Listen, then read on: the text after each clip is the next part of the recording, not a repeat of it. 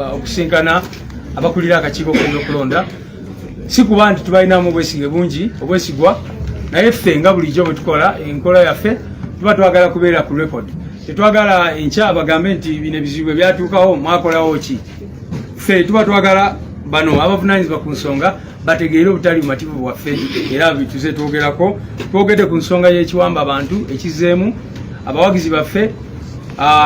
mu kalulu kano nga batandikira bawamba omukulu Serubiri eyalina forms zonna zonna eza nomination eza candidate waffe twogedde ku nsonga y'ekiwamba abantu okuwamba abantu baffe abakola mu EMC ne bababuuza ebyobufuzi so si kubanga abasiemayi baba bakuta omuntu lwaki bamubuuza lwaki muwadde kaadi ono lwaki temugiwadde oli lwaki mukola bwe muti lwaki President Kyagulanyi yakwesiga gwe nakuwa okukulira akakiiko bwe bityo ebyo ne tubuuza ab'ebyokwerinda baba bibakwatirako wa twayogedde ku nsonga ya obululu obukonge obujjanga mu by elections zonna zonna muze mukiraba omolo kyaliyo oyamu kyaliyo edokolo kyaliyo wonna wonna era mu Kayunga n'awalala era ensonga ye Kayunga yazze nnyo kubanga tubuuza Chairperson wa Electoral Commission results ze balangirira e Kayunga bazijjawa era tubadde ensonga ebadde nkulu nnyo nga DRA forms zaffe zonna tukyazirina eziraga nti twawangula n'obuli obusukka mu mutwalo mu kitundu naye ne balangirira owa NRM so ne tubagamba tetwagala kuddamu kulaba embeera eyo mu Kawempe kubanga nabo bennyini bakimanyi bulungi kyabaswaza nnyo kye bakola e Kayunga naye tubabuuziza zino predict ballot papers oba obukonge oba butikingiddwa tubulabye mu by elections zonna zonna question yaffe buno obukonge buvaayo babufuna batya kubanga tusuubira nti Electoral Commission ye first of all yebukola ate yebutereka kakati lwaki buli kalulu tulaba ng'abantu ebya oyamu abiraba wa NRM yatuuka n'okulwana wa UPC nga balwanira ki abantu abaleeta obukonge nga buli naye ne tubabuuza n'ekirala bano abantu mubakwata mubatwalawa kubanga tetunalabayo omusango okugenda mu kooti ne gwozesebwa ku nsonga eyo buli by election bakwata abantu abalina obululu butiikinde babatwalawa ye abaayo obululu bwo bulagawa era tubuuza ne ku nsonga y'ekisolo oyo MP ne batugamba nti abaali bacomplaininga omusango bagugyamu enta naye ffe ne tulowooza nti Electoral Commission yo kenyini yali badde complainant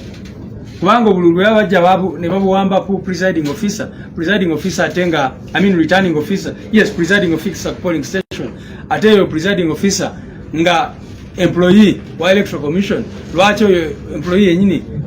si yabeera complainant guno omusango negenda mu maaso kubanga mwena amawulire mwakiraba ekisolo nti MP abadde n'obukongo butikingiddwa era nasooka nadduka mu ggwanga n'akomawo kati alya butaala twayogedde ku nsonga ya uniform z'abantu baffe aba NUP be bagenze bawamba twogedde ku fujjo lye bakola ku bamawulire abajja ati n'abalala efujjo lyonna lye badde bakola buli lunaku n'olunaku olwaleero President waffe abadde alina okubeera mu Kawempe omwo naye twasalawo nti olunaku olwaleero tusooke tujje wano tulabe akakiiko k'ebyokulonda kye katugamba ku nsonga zino kubanga olwedde victims tulina bangi nnyo abantu baffe balumiziddwa abalala balina ebisago so tetwagala embeera eyo egende mu maaso twogedde ku motoka ezitalina enamba naye ensonga enkulu endala gye twogeddeko ebadde ya register ye Kawempe North tubabuuzizza kijja kitya nti mu kulonda okwaggwa twalina abantu emitwalo 16 mu 14 registered voters kakati ku ssaawa zino bali mitwalo 19 etulowooza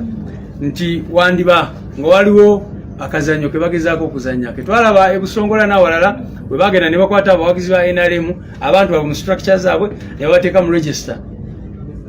just okulaba nga baparticipating mu by election eyo ne tulaba nti 21% ebitundu 21 ku buli 100 okubanga beeyongedde ku register mu bbanga etono bwe lityo ne tulowooza nti walibawo ekitali kituufu era tubasabye batuwe register eyo mu bwangu ddala tusobole okugyekenneenya tulabe step eddako candidate sewe yogerako